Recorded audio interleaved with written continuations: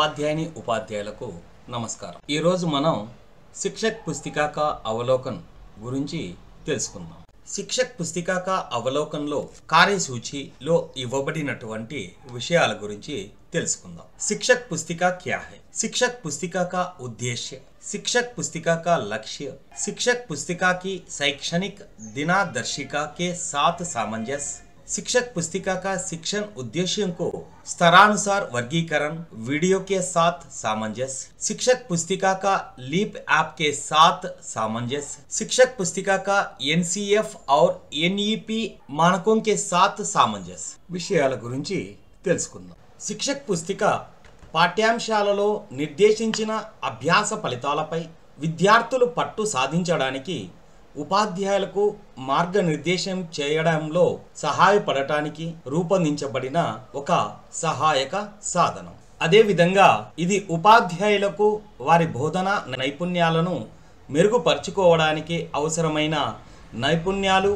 మరియు వ్యూహాలను అందించే అనుబంధ వనరుగా కూడా పనిచేస్తుంది। అదేవిధంగా బోధనా ప్రక్రియను సమర్థవంతంగా చేయడానికి ఉపాధ్యాయులకు ఆచరణాత్మక భావనలు, బోధనా పద్ధతులు మరియు తరగతి గది కార్యకలాపాలను అందించే ఆచరణాత్మక మార్గదర్శిగా కూడా ఇది ఉపయోగపడుతుంది। శిక్షక్ పుస్తిక ద్వారా సమయాన్ని ఆదా చేయడానికి, పని భారాన్ని తగ్గించడానికి మరియు తరగతి గదుల యొక్క విభిన్న అవసరాలకు అనుగుణంగా పరిష్కారాన్ని అందించడానికి రూపొందించబడిన ఒక సౌకర్యవంతమైన సాధన। మిత్రులారా, ఇప్పుడు మనం శిక్షక్ పుస్తిక కా ఉద్దేశ్య గురించి తెలుసుకుందాం। మొట్టమొదటగా పాఠ్యాంశాల వివరణ గురించి తెలుసుకుందాం। ఆంధ్రప్రదేశ్ రాష్ట్ర విద్యా పరిశోధన మరియు శిక్షణ మండలి మరియు జాతీయ పాఠ్య ప్రణాళిక చట్టం నిర్వహించిన పాఠ్యాంశాల లక్ష్యాలు, అభ్యాస ఫలితాలు మరియు సామర్థ్యాలను అర్థం చేసుకోవడంలో ఉపాధ్యాయులకు మద్దతు ఇవ్వడం। రెండవది బోధన మార్గదర్శకత్వం। ప్రతి పాఠం కోసం ఉపాధ్యాయులకు కార్యాచరణ ఆధారిత, అభ్యాస కేంద్రీకృత మరియు విచారణ ఆధారిత బోధనా వ్యూహాలను అందించడం। మూడవది బోధనా ప్రణాళిక మద్దతు।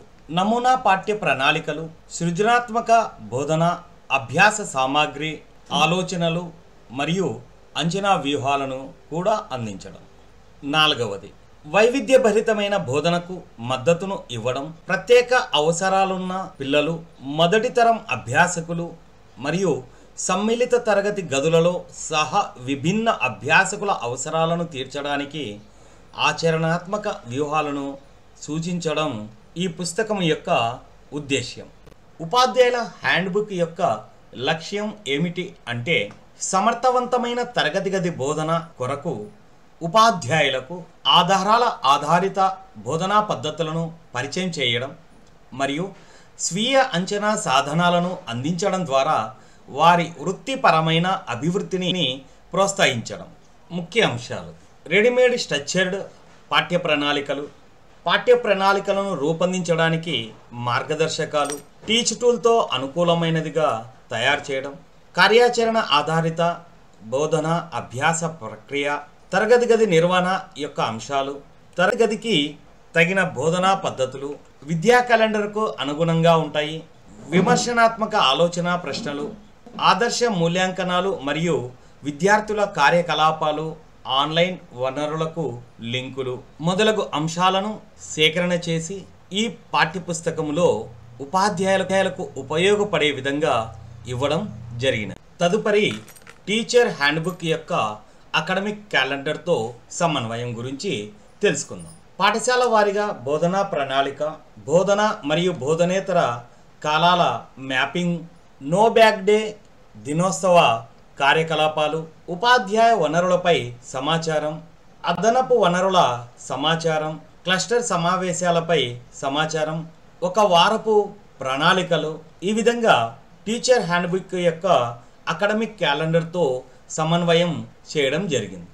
మిత్రులారా, ఇప్పుడు టీచర్స్ హ్యాండ్బుక్లో స్థాయిల వారీగా అభ్యాస లక్ష్యాల వర్గీకరణ వీడియోలతో సమలేఖనం అనే అంశం గురించి తెలుసుకుందాం। ఈ అంశంలో టర్ముల వారీగా సబ్జెక్టును సమలేఖనం చేయడం జరిగింది మరియు టర్ముల వారీగా అభ్యాస ఫలితాల సమలేఖనం, అదేవిధంగా టీచింగ్ నాన్ టీచింగ్ పీరియడ్ల స్పష్టత మరియు సారాంశ వీడియోలు, లీప్ యాప్తో అనుసంధానించబడిన ప్రణాళికలు అందించడం జరిగినది. ప్రతి ఉపాధ్యాయులకు హ్యాండ్బుక్ను ఇవ్వడంతో పాటుగా లీప్ యాప్తో ఈ పుస్తకాన్ని సమన్వయం చేయడం కూడా జరిగినది.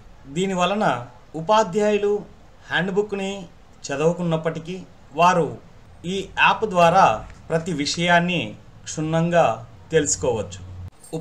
ఉపాధ్యాయులు అందరూ కూడా ఉపాధ్యాయుల హ్యాండ్బుక్ గురించి తెలుసుకున్నారని ఆశిస్తూ ధన్యవాదాలు.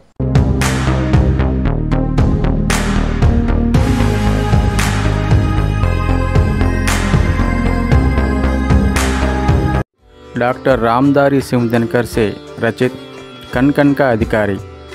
ఇప్పుడు ఈ పాఠం గురించి పూర్తిగా తెలుసుకుందాం.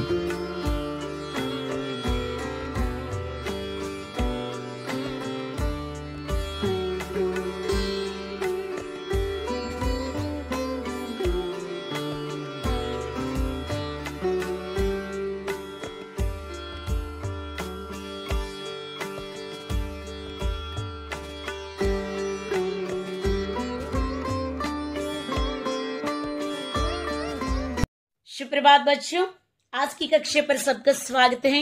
अब हम एक नई कविता को सीखने जा रहे हैं। आप सब तैयार हैं ना? तो चलिए पहले हम कविता के बारे में कुछ जानकारी प्राप्त करेंगे अपनी मातृभाषा तेलुगु में। अब हम कविता का अवधारणा मानचित्र माने माइंड मैप को समझकर आगे बढ़ेंगे। कविता का नाम है कन का अधिकारी। पहला उन्मीकीकरण, इसमें है पद्यांश पर चर्चा। उद्देश्य, इसमें श्रम का महत्व है। पाठ पठन, इसके अंतर्गत हम पाठ पर चर्चा और स्पष्टीकरण को समझेंगे। अर्धग्राह्यता प्रतिक्रिया, इसमें है सोचिए, बोलिए, पढ़िए और लिखिए। अभिव्यक्ति सृजनात्मकता, इसमें है सोचिए, लिखिए। भाषा की बात, इसमें है शब्द ज्ञान। सीखने के परिणाम, इस पाठ के पश्चात विद्यार्थी छात्र समाज कल्याण की भावना को विकसित कर सकेंगे, श्रम का महत्व जान सकेंगे, कुरुक्षेत्र युद्ध के बारे में जानकारी प्राप्त कर सकेंगे, नैतिक मूल्यों का विकास कर सकेंगे, श्रमिक को समाज में किस स्थान पर रखना है जान सकेंगे, पाठ का विषय ग्रहण कर मौखिक और लिखित रूप से प्रतिक्रिया कर सकेंगे। उन्मुखीकरण, सूत काटते थे गांधी जी, कपड़ा बुनते थे, चुनते थे अनाज के कंकर, चक्की पीसते थे, ऐसा था उनका आश्रम, गांधी जी के लिए पूजा के समान था श्रम। अब हम इसके अंतर्गत प्रश्न को जान लेंगे बच्चों। पहला प्रश्न है, गांधी जी क्या क्या करते थे? गांधी जी सूत काटते और कपड़ा बुनते थे। दूसरा प्रश्न है, गांधी जी के अनुसार पूजनीय क्या है? गांधी जी के अनुसार श्रम ही पूजनीय है। उद्देश्य, सामाजिक काव्य सृजन की प्रेरणा के साथ साथ छात्रों में समाज कल्याण व उदारता की भावना का विकास करना और उन्हें श्रम का महत्व बताकर उसके पथ पर आगे बढ़ने की प्रेरणा देना इस पाठ का उद्देश्य है।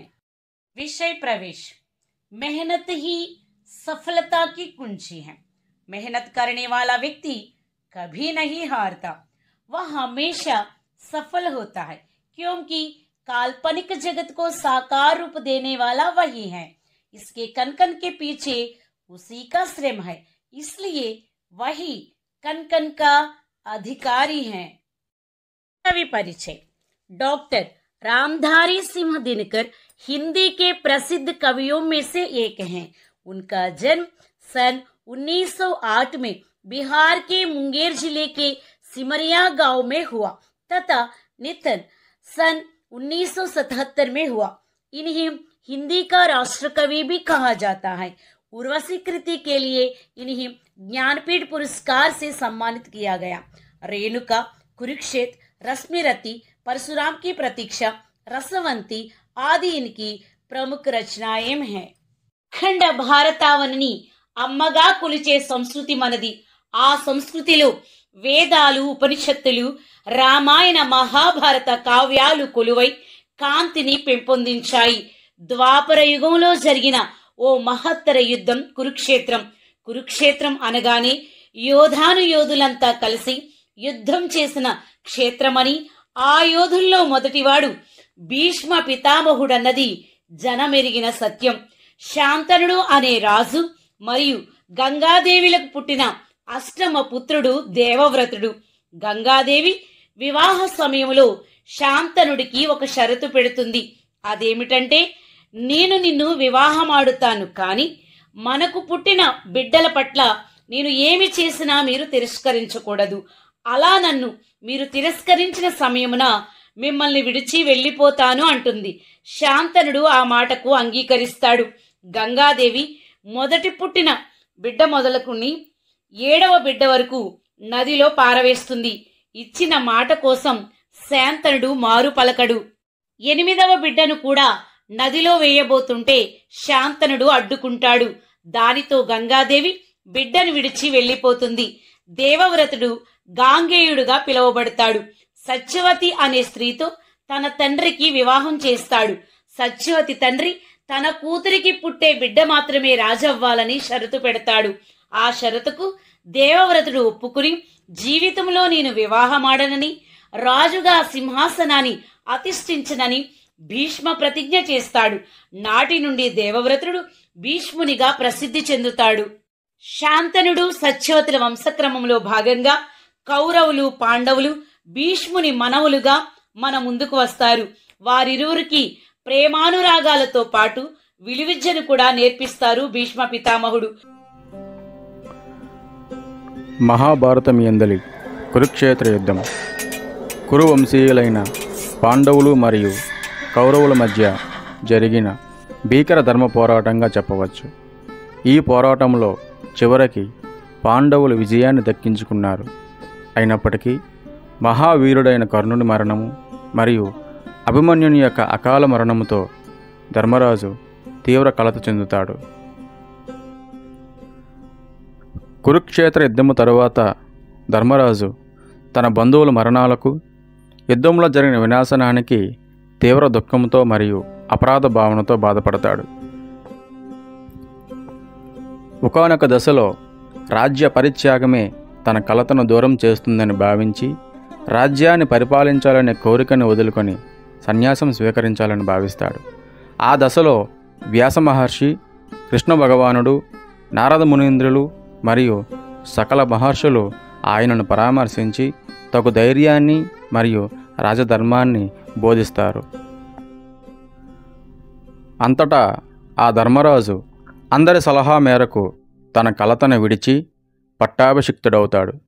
తదుపరి శ్రీకృష్ణ భగవానుడు ధర్మరాజుని అమరుడు, మహాజ్ఞాననిధి, ఆప్తుడు అయినటువంటి భీష్మాచార్యుల వద్దకు తీసుకొని వెళ్తారు.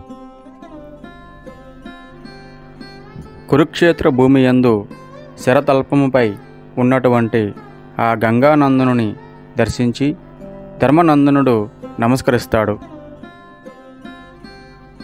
ధర్మరాజు యొక్క మనస్సులో కలిగిన దుఃఖావేదనని తొలగించమని మరియు ధర్మబోధ చేయమని వ్యాసుని సలహా మేరకు శ్రీకృష్ణ భగవానుడు భీష్మాచార్యులను అడుగగా, ఆ సందర్భంలో భీష్మాచార్యులు ధర్మరాజుకి రాజనీతి, దండనీతి, నీతిశాస్త్రం అను పలు రాజధర్మాల కోసం వివరించి చెబుతారు. భీష్మాచార్యులు తన ప్రియమనుముడైనటువంటి ధర్మరాజుకి ఈ విధంగా చెప్పాను: నాయనా ధర్మరాజా, క్షాత్రవ ధర్మానికి మొదటి మెట్టే శాత్రవ సంహారం. దీనివలన నీకు పాపము రాదు. ఈ విధముగా మహాభారతము యందలి శాంతి పర్వంలో భీష్మాచార్యులు ధర్మరాజుకు బోధిస్తున్నటువంటి రాజధర్మం ఆధారంగా డాక్టర్ రామ్దారి సింహ్ దినకర్ గారు ఈ కవితను ఆధునికతను జోడించి మరియు నేటి పరిస్థితులకు అనుగుణంగా అనుసంధానం చేస్తూ రచించడం జరిగినది.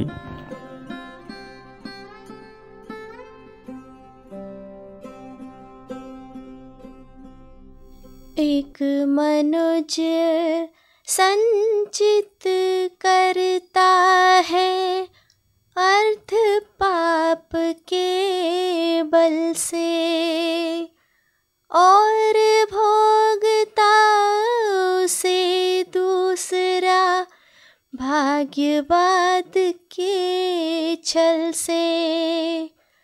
एक मनुज संचित करता है अर्ध पाप के बल से। हो नर समाज का भाग्य एक है, वह श्रम वह भुजबल है, जिसके सम्मुख झुकी हुई पृथ्वी विनीत नभ तल है। एक मनुज संचित करता है अर्थ पाप के बल से। हो जिसने श्रम जल दिया उसे पीछे मत रह जाने दो, विजीत प्रकृति से पहले उसको सुख पाने दो। एक मनुज संचित करता है अर्ध पाप के बल से। हो जो कुछ न्यस्त प्रकृति में है, वह मनुज मात्र का धन है। धर्मराज उसके कण कण का अधिकारी जन जन है, अधिकारी जन जन है। एक मनुज संचित करता है अर्ध पाप के बल से, और भोगता उसे दूसरा भाग्यवाद के छल से, भाग्यवाद के छल से।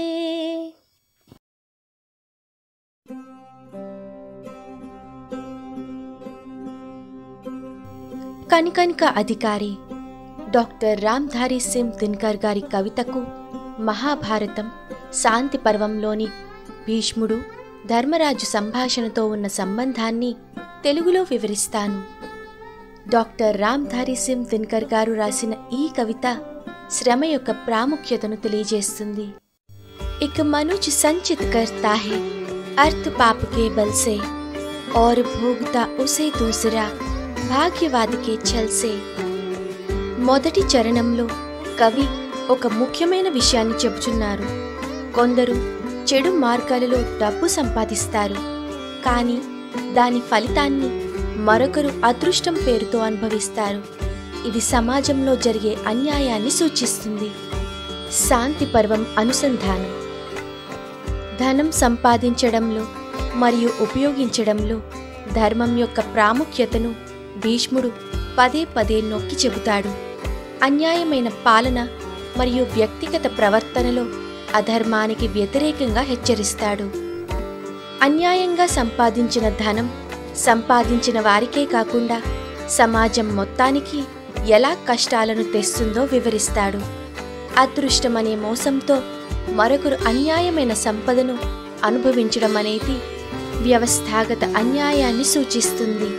భీష్ముడు తన ప్రసంగాలలో ధర్మబద్ధమైన రాజరికం మరియు న్యాయమైన సామాజిక వ్యవస్థ ద్వారా దీనిని సరిదిద్దడానికి ప్రయత్నిస్తాడు. సమాజం యొక్క మూలాలను మరియు రాజు అలాంటి దోపిడీని గందరగోళాన్ని నిరోధించాల్సిన అవసరాన్ని గురించి భీష్ముడు చర్చిస్తాడు. నర్ సమాజ్ కా భాగ్య ఏక్ హై, వహ్ శ్రమ్ వ భుజబల్ హై, జిస్కే సమ్ముఖ్ ఝుకీ హుయి పృథ్వీ వినీత్ నభ్ తల్ హై. రెండవ చరణం చాలా ఆశావహకంగా ఉంటుంది. మానవ సమాజం యొక్క భవిష్యత్తు ఒకటే, అది శ్రమ, కష్టపడటం, భుజబలం అనగా శారీరక శక్తి చాలా గొప్పవి. వాటి ముందు భూమి ఆకాశం కూడా తల వంచుతాయి అని కవి చెప్తున్నారు. అంటే కష్టానికి మించినది ఏదీ లేదు అని అర్థం. శాంతి పర్వం అనుసంధానం. రాజధర్మం అనగా రాజు యొక్క విధుల గురించి భీష్ముని బోధనలు ప్రజల సంక్షేమాన్ని, ముఖ్యంగా వారి జీవనోపాధిని రక్షించడం మరియు ప్రతి ఒక్కరూ తమ ధర్మాలను అనగా స్వధర్మం నిర్వహించగలిగే ఒక న్యాయమైన వ్యవస్థను ప్రోత్సహించడంపై ఎక్కువగా దృష్టి సారిస్తాయి. శ్రమ మరియు భుజబలం సమాజం యొక్క అంతిమ అదృష్టమని కవి చెప్పడం భీష్ముడు ఊహించిన సుస్థిర సమాజం ప్రజల ఉత్పాదక ప్రయత్నాలపై ఆధారపడి ఉంటుందని తెలియజేస్తుంది. ఈ శ్రమకు విలువ ఇవ్వబడే ఫలాలను ఇచ్చే వాతావరణాన్ని రాజు సృష్టించడం రాజు యొక్క కర్తవ్యం. ఇది దోపిడీకి గురి కాకుండా చూసుకోవాలి. రాజు తన ప్రజలందరికీ వారి ఆస్తికి రక్షకుడని భీష్ముడు నొక్కి చెబుతాడు. వారి ప్రయత్నాల ప్రాథమిక పాత్రను పరోక్షంగా అంగీకరిస్తాడు. जिसने श्रम जल दिया उसे पीछे मत रह जाने दो, विजीत प्रकृति से पहले उसको सुख पाने दो. మూడవ చరణంలో కవి శ్రామికుల పక్షాన నిలబడమని చెబుతున్నారు. ఎవరైతే తమ చెమటను ధారపోసి కష్టపడ్డారో వారిని వెనుకబడనీయొద్దు. ప్రకృతిని జయించి దాని ఫలాలను అనుభవించే హక్కు వారికే ముందుగా ఉందని చెబుతున్నారు. శాంతి పర్వం అనుసంధానం. ఈ చరణం న్యాయం మరియు ప్రజల సంక్షేమం అనగా లోక సంగ్రహంపై భీష్ముని దృష్టికి నేరుగా సరిపోతుంది. భీష్ముడు ధర్మరాజుతో రాజు యొక్క ప్రధాన విధి తన ప్రజల ఆనందం మరియు శ్రేయస్సును నిర్ధారించడమని చెబుతాడు. అతను మంచిని రక్షించడానికి మరియు చెడుని శిక్షించడానికి దండనీతి అనగా శిక్షాశాస్త్రం గురించి మాట్లాడతాడు. తద్వారా కష్టపడే వారికి వారి అర్హత లభిస్తుంది. జయించిన ప్రకృతి నుండి శ్రామికుడు ముందుగా ఆనందాన్ని పొందనీయండి అనే ఆలోచన ప్రకృతి వనరుల అనగా జయించిన ప్రకృతి నుండి పొందిన ప్రయోజనాలు మొదటిగా వాటిని వెలికితీసే లేదా శ్రమించే వారికి చెందాలి, అన్యాయంగా కూడబెట్టుకోకుండా ఉండాలి అని సూచిస్తుంది. ఇది భీష్ముడు వివరించిన మంచి పాలన యొక్క ప్రధాన సూత్రం. సమానమైన పంపిణీని మరియు బలహీనుల రక్షణను నిర్ధారించడం. जो कुछ न्यस्त प्रकृति में है वह मनुज मात्र का धन है, धर्मराज उसके कण कण का अधिकारी जन जन है. చివరి చరణం చాలా శక్తివంతమైనది. ఈ ప్రపంచంలో ప్రకృతిలో ఉన్న ప్రతి వనరులు అనగా సంపద మనిషి అందరి సొత్తు. ధర్మరాజా ఇక్కడ ధర్మబద్ధమైన పాలకుడిని ఉద్దేశించి దానిలోని ప్రతి అణువు, ప్రతి భాగం ప్రతి మనిషికి చెందుతుంది అని కవి ఘంటాపథంగా చెప్తున్నారు. ఇది సమానత్వాన్ని నొక్కి చెబుతుంది.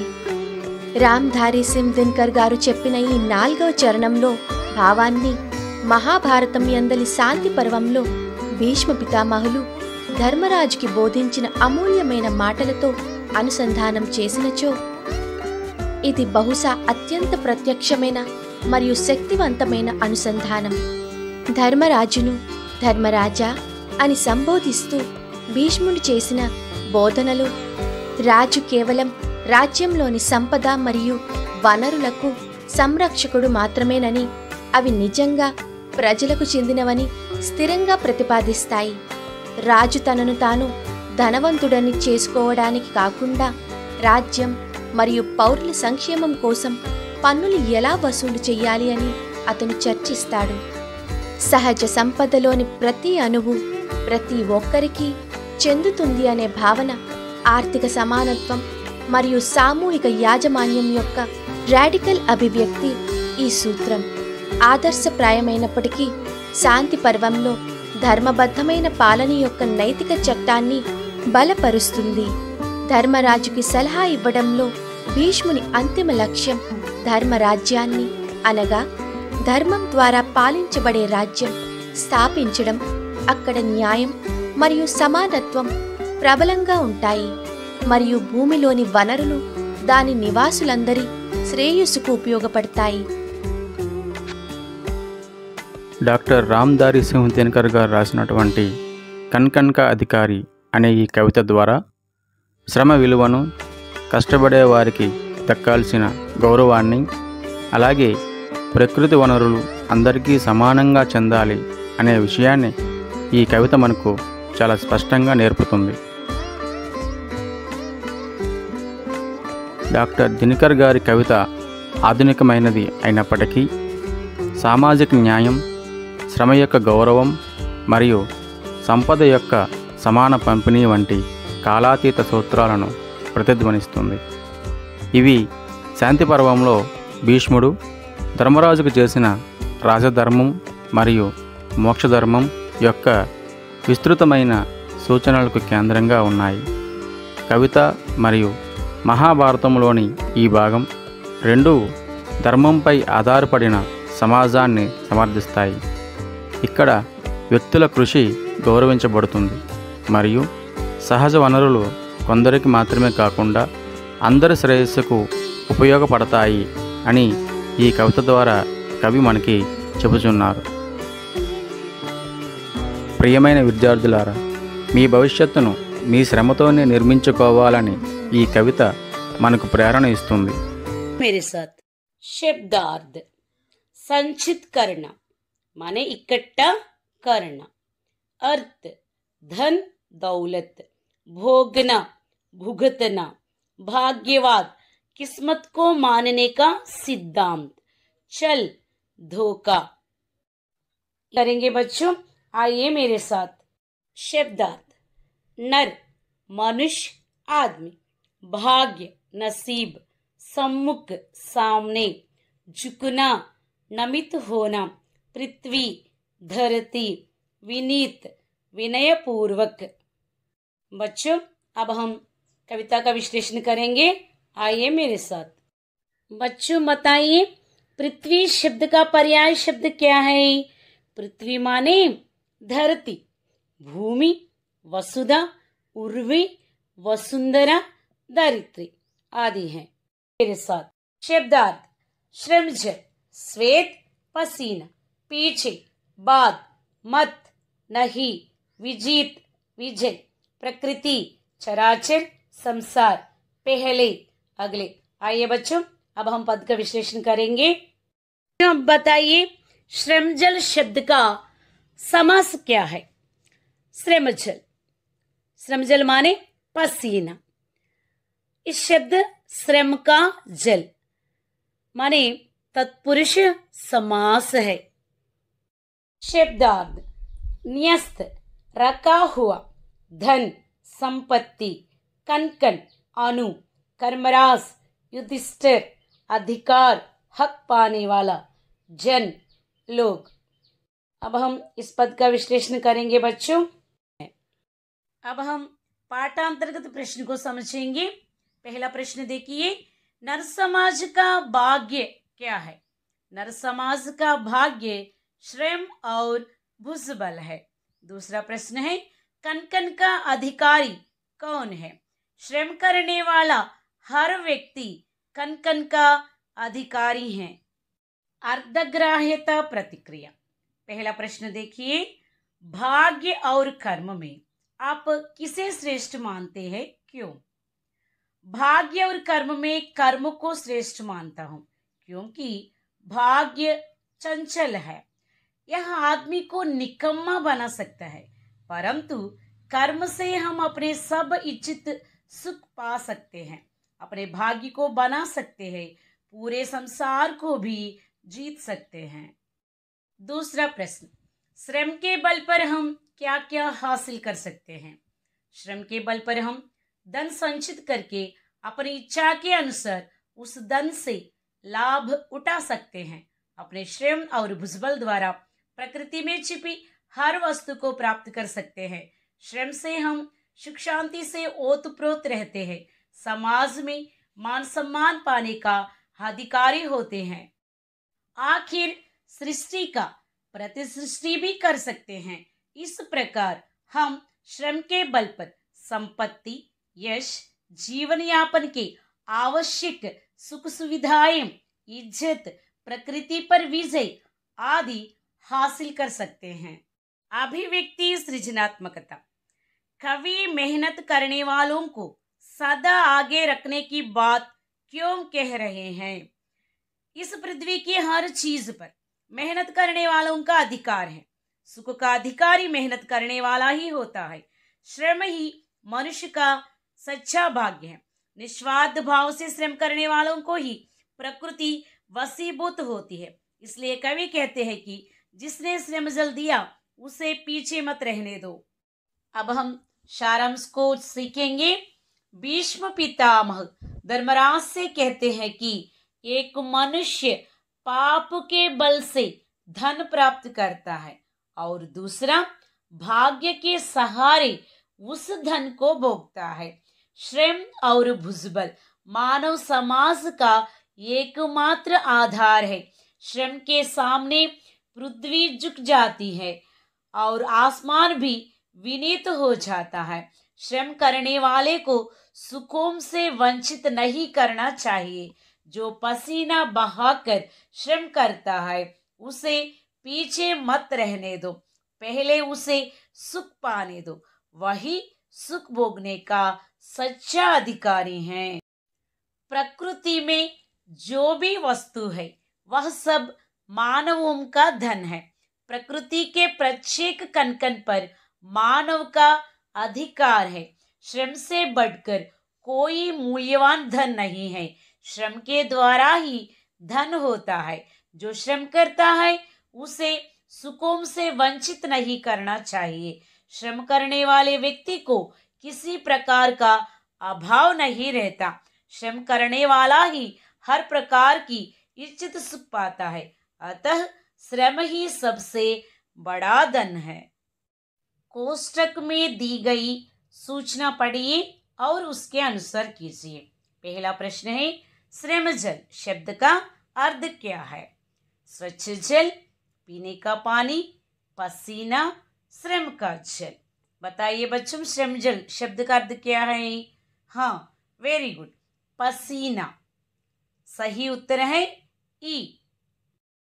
दूसरा प्रश्न देखिए, 1974 हिंदी अक्षरों में लिखिए। 1976, 1976, 1000, 1974, 1977। सही उत्तर क्या है बच्चों, बताइए। हाँ, वेरी गुड, 1977। सही उत्तर है ई। तीसरा प्रश्न, भाग्य शब्द का विलोम शब्द लिखिए। दुर्भाग्य, कुभाग्य, नभाग्य, सौभाग्य। बताइए बच्चों, भाग्य शब्द का विलोम शब्द क्या है? हाँ, वेरी गुड, दुर्भाग्य। सही उत्तर है आ। चौथा प्रश्न देखिए, मजदूर शब्द का वचन बदलिए। मजदूरी, मजदूरों, मजदूर, मजदूरी। बताइए बच्चों, मजदूर शब्द का वचन क्या है? हाँ, वेरी गुड, मजदूर। एक वचन और बहुवचन दोनों एक ही है, मजदूर। सही उत्तर है ई। पांचवा प्रश्न है, पृथ्वी शब्द का पर्याय शब्द लिखिए। वित्त, पत्ता, अवनी, धरती, हिम, भान, नभ, तल। बताइए बच्चों, पृथ्वी शब्द का पर्याय शब्द क्या है? हाँ, वेरी गुड, अवनी, धरती। सही उत्तर है आ। छठवां प्रश्न देखिए, पर्यावरण शब्द का संधि विच्छेद कीजिए। पर्या प्लस वरण, पर्याव प्लस रण, परि प्लस आवरण, परि प्लस आवरण। बताइए बच्चों, पर्यावरण शब्द का संधि विच्छेद क्या है? हाँ, वेरी गुड, परि प्लस आवरण। सही उत्तर है ई। सातवां प्रश्न देखिए, श्रम जल शब्द का समास पहचानिए। द्वंद्व समास, बहुव्रीहि समास, तत्पुरुष समास, द्विगु समास। बताइए बच्चों, श्रमजल शब्द का समास क्या है? हाँ, वेरी गुड, तत्पुरुष समास। सही उत्तर है ई। श्रम का जल तत्पुरुष समास है। 8वां प्रश्न देखिए, श्रम ही सफलता डैश कुंजी है, सही कारक चिन्ह से भरिए। बताइए बच्चों, श्रम ही सफलता डैश कुंजी है। कारक का, की, के, को। सही उत्तर क्या है बच्चों? हाँ, वेरी गुड, श्रम ही सफलता की कुंजी है। सही कारक चिन्ह है कि। यहाँ सफलता शब्द स्त्रीलिंग शब्द है, इसलिए कारक चिन्ह की होगी। 9वां प्रश्न देखिए, दुर्भाग्य शब्द में उपसर्ग क्या है? बताइए बच्चों, दुर्भाग्य शब्द में उपसर्ग क्या है? दुर, दुर्भा, भाग्य, ज्ञा। सही उत्तर बताइए। हाँ, वेरी गुड, दुर। दुर्भाग्य शब्द में उपसर्ग है दुर। सही उत्तर है आ। 10वां प्रश्न देखिए, अधिकारी शब्द में प्रत्यय क्या है? अधि, ई, अधिक, कारी। बताइए बच्चों, अधिकारी शब्द में प्रत्यय क्या है? हाँ, वेरी गुड, ई। प्रत्यय क्या है? ई। सही उत्तर है आ। अब हम